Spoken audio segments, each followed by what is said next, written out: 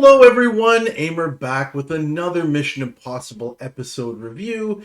This time I'm reviewing from the Revival Season 2 Episode 5, which is called Countdown. So this one starts out with a woman at a small shrine that she's created in a warehouse. A truck comes in and a man congratulates her on obtaining a weapon of great power, which will ensure that someone called the Holy One will return. The woman gets upset that the man looked at the device against her orders and stabs him. She uncovers the device and we see that it's a nuclear bomb. Jim gets his instructions using spy speak, sort of, getting a key from a mime performing in a park. So it's kind of one-sided spy speak. The mission. General Zhang Kai is trying to take control of the country of Kangji using the bomb that we saw. He made an agreement with the woman, Su Lin, that if she could get and set up the weapon in the capital, he would allow the Holy One, who is totally not the Dalai Lama or anybody like that, to return to the country. The IMF must prevent the device from going off and remove the threat of Zhang Kai. We get a brief apartment scene where the IMF discuss the uneasy deal between Su Lin and Zhang Kai, and it's clear to all that the general will stop at nothing to achieve his goal, including liquidating Su Lin or anyone else. Off we go to Kangji, where the IMF set up an American clinic which is undergoing renovation. Grant's research indicates that the bomb could only have arrived in the city within the last 6 hours or so, meaning Su Lin is still nearby. And indeed she is. We see her in Zhang Kai's office, telling him that her task is done and the bomb will go off in 22 hours. She shows Zhang Kai a picture of where it is and then burns the paper. Zhang Kai marvels at her choice. It's apparently a place that no one would think to look, and tells her to go to join the Holy One, choosing not to have her killed because he knows that she's smart enough to have taken precautions to foil his plan in the case of her death. Zhang Kai tells his henchman Major Chung to take an expert to replace the detonator and then kill the expert so that he doesn't talk. Meanwhile, Grant uses a very prescient gadget or a computer, software, something, to make a deep fake recording of Zhang Kai based on a previous speech he gave where he rearranges things and completely changes his sentences and indicates that he welcomes the return of the Holy One.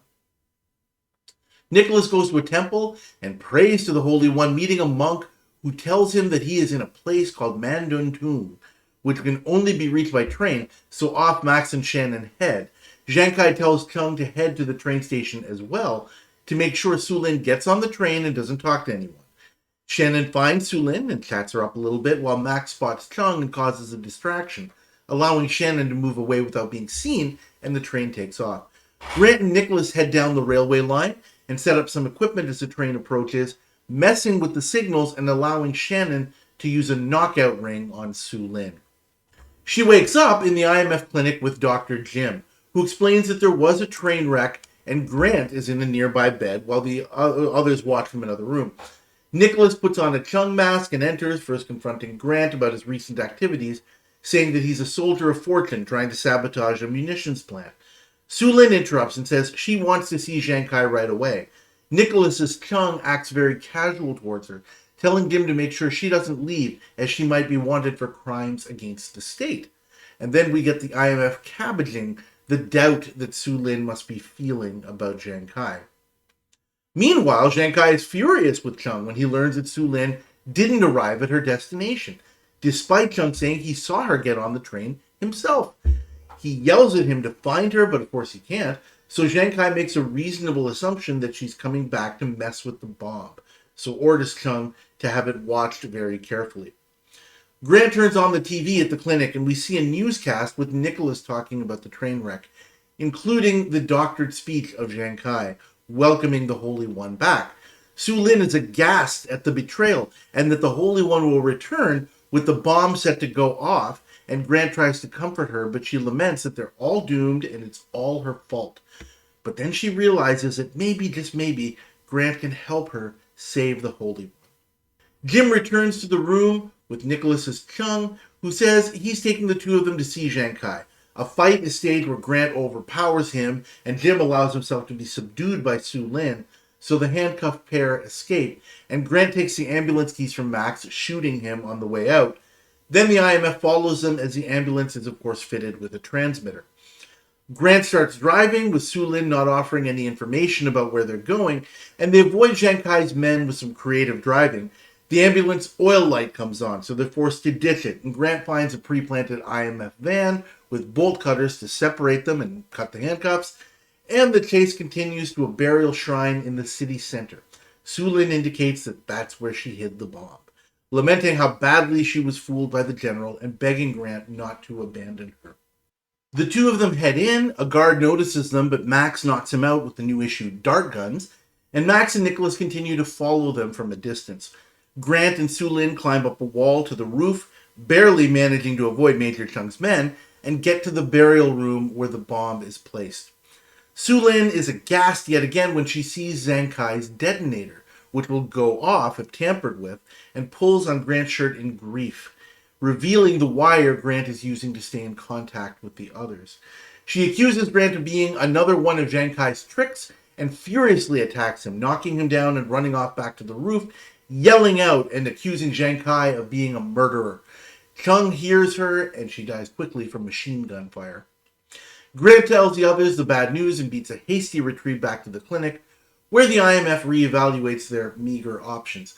Jim gets an idea. First, Nicholas goes back to the temple to spread the news that the Holy One has indeed returned, while Grant works on doctoring video of audio taken of Su Lin while the two were at the clinic, confirming the news and indicating that Su Lin managed to defuse the bomb before she died.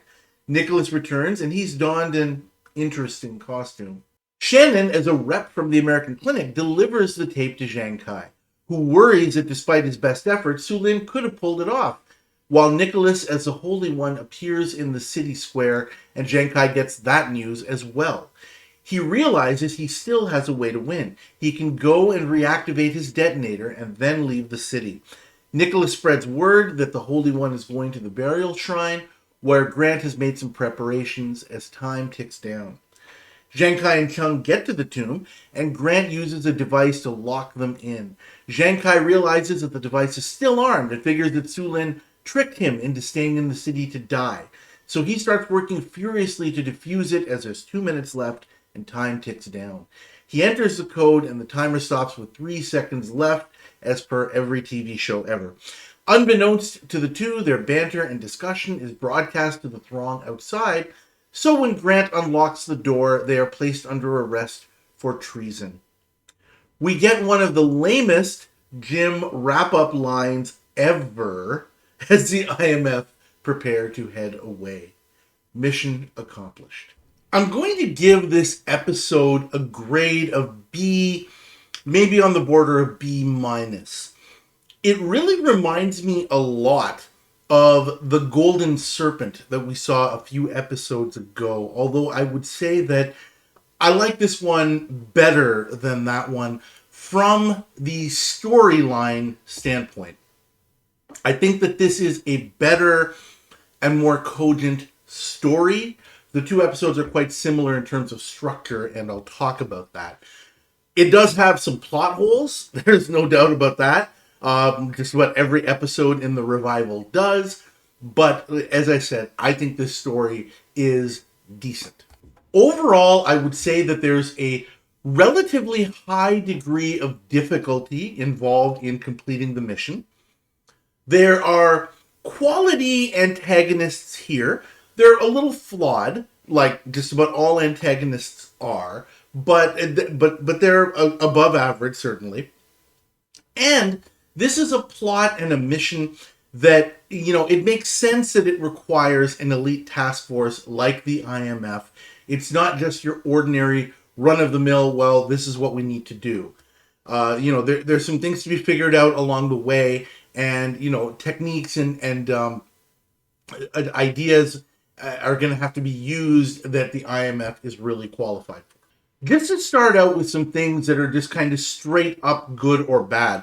One of the reasons that this reminds me of the Golden Serpent is because there's a fair bit to discuss, and a lot of it is in the form of kind of point counterpoint that I can't, kind of categorize as just good or just bad. There, there's a lot of shades of gray to a lot of it, but the stuff that is kind of straight up, I would say, good. This is a great outing for Phil Morris. He's featured here, which unfortunately means that the others are kind of pushed to the background a little bit and are really just placeholders. Even Nicholas, who gets to play, a couple of different roles and is in more scenes, I suppose, than the others, you know what? It's not, you're not really using his skills so much. With the exception, I guess, of when he has to portray Major Chung.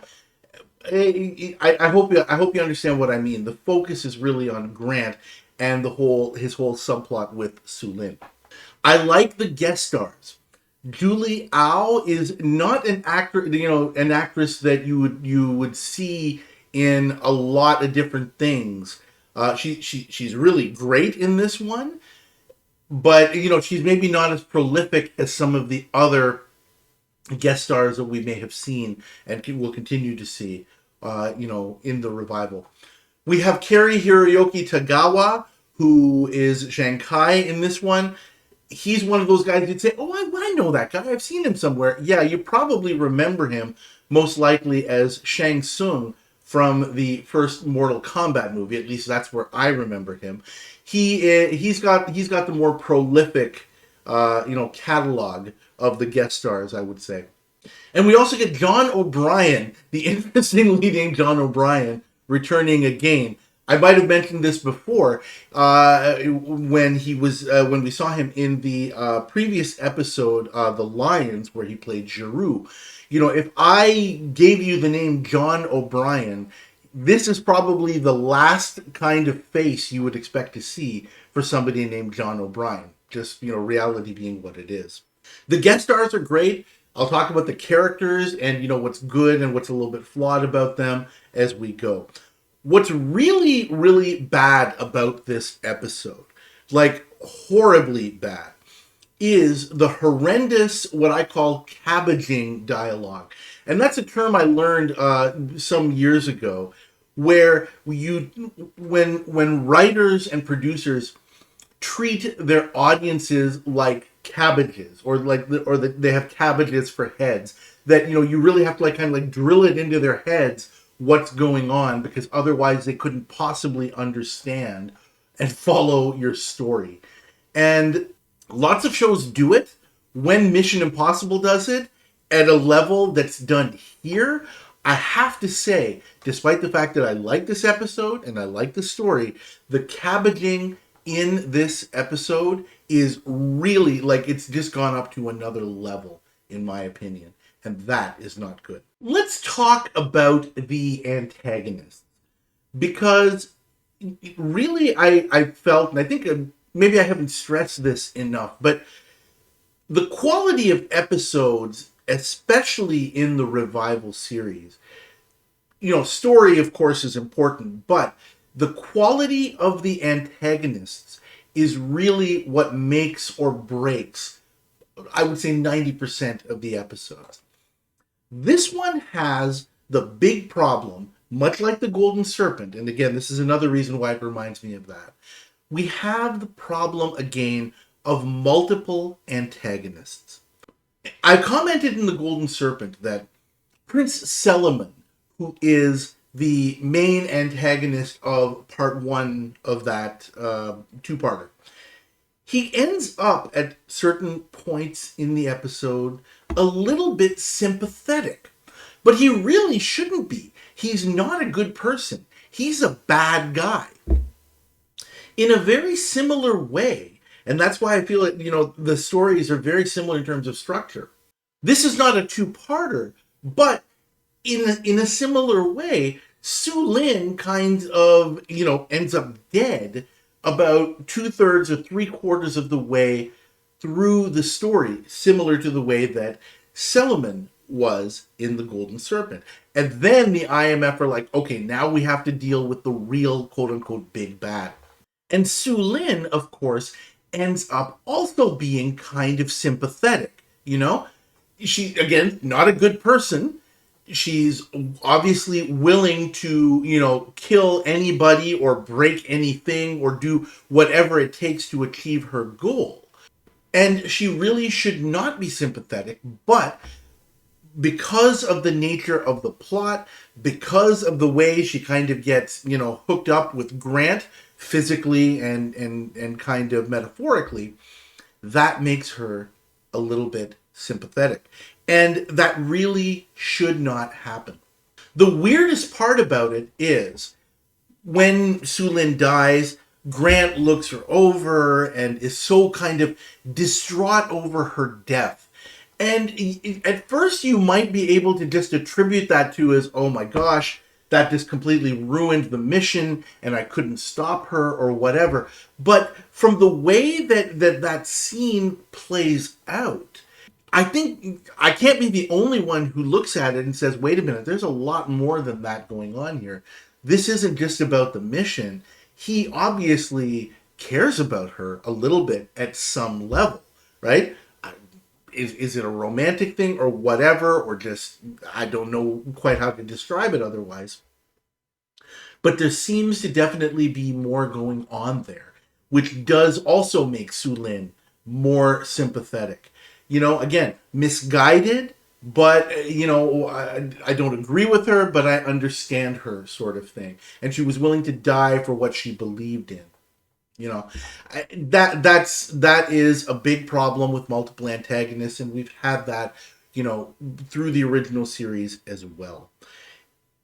Just to kind of finish that thought off, Grant checks her pulse just to make sure that there's no signs of life or whatever, but it clearly looks from the way her head is framed and her body is framed, it clearly looks like he's kind of cradling her, feeling sorry for her, not just for what has happened.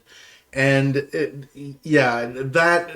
that's really not the way that the antagonists, especially these kinds of ruthless antagonists, should be portrayed. Speaking of the mission and the mission plan itself, I do like the way that the IMF decide to lean into the paranoia of the two antagonists and use it to their advantage. The two antagonists, they're working together, not even really kind of towards a common goal. They're both using each other, and because both sides are very, very intelligent, they both think that they can get over on one another some way, somehow, if they just look for an opportunity and pick their spots. That makes this different than your standard separate and mislead plot, where you have two parties who are kind of working together with a shared goal, or even maybe a goal that's a little bit, the goals are a little bit orthogonal to one another. But they've agreed to work together for the sake of trying to get something that they want. And with the plan, it certainly seems like everything goes perfectly for the IMF up until Su Lin finds Grant's wire, on his body. Clearly, they were getting her to the point where she was with the bomb. She's the only one who knows where it is, other than Zhang Kai, who obviously is not going to say anything. Or, failing that, I'm sure they figured that maybe something might be up. They were at least hoping that she would work with Grant to foil Zhang Kai as part of, her realizing that he is the bigger bad. However, Su Lin, because she's so distraught about the fact that she's been betrayed, and especially because now the Holy One is at risk, at least she thinks so, it seemed really bizarre that the IMF didn't realize that Su Lin would react the way that she would. She is not the kind of person who allows herself to be played or manipulated. Certainly, when she found out, there was no way that she was going to cooperate with the IMF. Now, you could say that the IMF couldn't have considered or didn't consider the possibility that maybe she would figure it out. But they certainly at least had to have some kind of plan in place that if something went wrong, we need to keep Su Lin on our side. And it doesn't look like they had planned for that eventuality. Given that the IMF had a plan in place to, use the tension between the two parties to their advantage, it's really difficult to understand how they could have missed that point. It reminds me a little bit of the original episode, The Falcon, if you recall that. That was a 3-parter from season 4. In that one, the IMF set things up and everything is going really, really well. But then they don't realize that one of their antagonists is going to take things a step further than they anticipated. And that ends up putting the entire mission, not to mention Paris in that episode, who is impersonating a member of the royal family, at great risk. And so missing that point is problematic here in terms of the IMF planning. I guess it is a little bit forgivable in that, the IMF should not, and in this case certainly does not, have perfect knowledge or perfect anticipation. And it isn't really the hallmark of a great episode when everything just goes to plan, or when the parties are eminently predictable and the IMF can just basically, throw them around like rag dolls or manipulate them that way. However, I think that this is something that the IMF should have been able to predict, or at least to have some kind of contingency for. Because they know, obviously going into this, that Su Lin is not the most rational of actors. Anyway, moving on from that, another thing that I'm going to treat as kind of like a point-counterpoint is regarding the use of the Holy One. As a plot device to manipulate the antagonists, I think that is great. The idea involved in it is really well done, again, from a planning standpoint by the IMF. They manipulate and change the footage of Zhang Kai to make Su Lin believe that he's inviting the Holy One back with the bomb set to go off, which is, of course, going to make Su Lin act a certain way. That is completely sensible and in every imaginable way. And then later, to convince Zhang Kai to act, they convince him that the Holy One has indeed returned. One of his officers says, I saw him in the city square.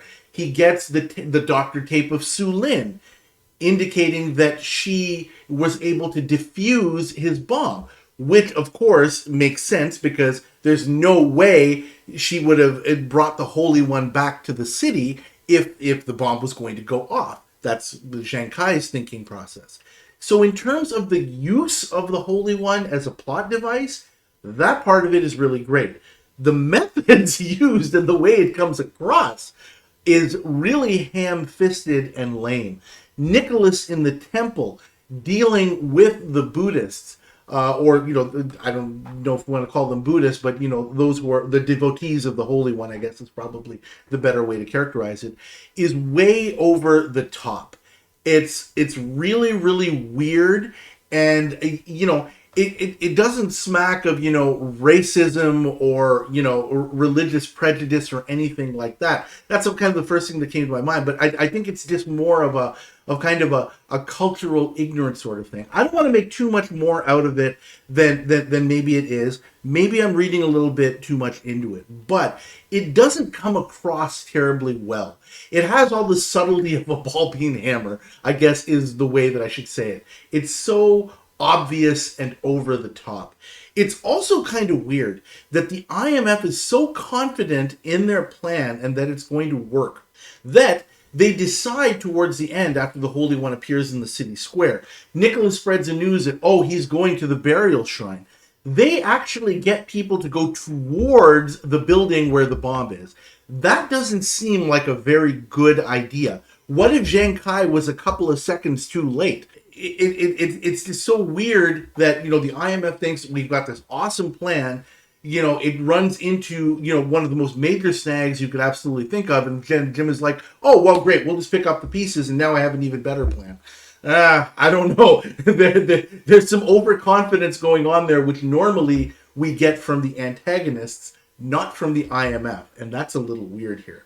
Speaking of overconfidence and some weirdness when it comes to planning and shifting gears, one of the things that really, really bothered me is what goes on at the building where the bomb is located.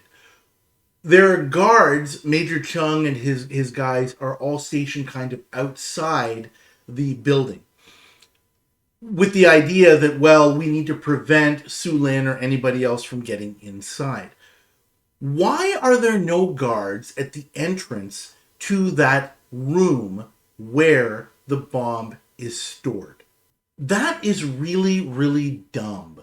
Frankly, the right thing to do if I were Zhang Kai, if I were this ruthless general who was willing to sacrifice anyone and anything to win at all costs, what I would do is I would plant guards in the room and make sure that they shoot anyone on sight who tries to get in.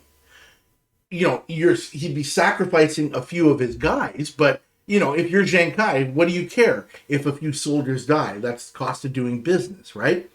Surely Major Chung could have found a couple of guys that he trusted and told them, even if he doesn't want to send them inside, guard that door on threat of death, or even worse, at least guarded the door himself or the room itself until it was time for them to evacuate the city. He is at the building after all, right? So what does it matter whether he's, 2 feet from the bomb or 20 feet from the bomb? It's not really going to make any kind of difference. That is a big plot hole that, is really difficult for me to look past. It's a sign, I mentioned this many times. Sometimes the writers have these plot holes because they need to make the story work. And I have commented, and I do agree, that it's a fine story. And it generally happens towards the end. It's like, okay, we've got to wrap this up. Here's how we have to do it to make it look good and, to make the audience understand what's going on. Plot hole, schmot hole sort of thing.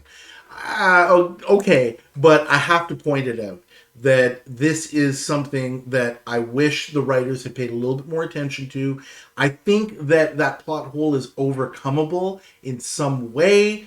I can't think of the specifics right now, but I really wish that they had paid a little bit more attention to that. To wrap this one up, I was thinking of callbacks, and I wanted to look back to episodes where the IMF made their target believe that their plans had been undone, forcing them to go back and check and, manipulated the antagonists in the way that they did here. There are little tidbits of that in all sorts of different episodes. One of the ones that I thought of was the season 7 episode Ultimatum, where there was also, a bomb that was set to go off. However, the IMF's methodology was completely different in that one. In that one, they made their target believe that he had succeeded, that he had achieved the goal that he wanted to achieve, and so he should go back and, defuse his bomb because he already won. And this is basically the opposite of that. Here we have the engineered public confession, as we've had in many episodes. One of the most notable ones was the season 6 episode Blues, where, the guy who killed somebody basically admits it because of a false and doctored tape that the IMF had created to kind of trap him into saying, no, that's not what happened at all. And, how would you know that if you weren't there? So there is a little bit of a callback to that. I think maybe the best one is the season 6 episode Nerves, where you have an antagonist, a villain, who is unhinged, not rational, can't really be convinced to act logically, even by people who are close to him. And the IMF has to use a fair bit of trickery and impersonation and a lot of the same kind of techniques in order to get him to reveal where he has, left a dangerous device that is going to cause a lot of mayhem. So I think that that one is probably the best callback for this particular episode. And that was a pretty good episode from back in season 6. Anyway, I think I'm going to leave it at that. B/B minus is the grade that I'm going to give this, and I'm comfortable with it. Thank you guys, as always, for watching. Please like this review video, as many of you are doing, and I appreciate that. Please subscribe, and I've already commented, and I do continue to appreciate the increased subscriptions. And please leave your comments, and those are increasing as well, and I love it all across the board. Thank you again, and I will see you next time.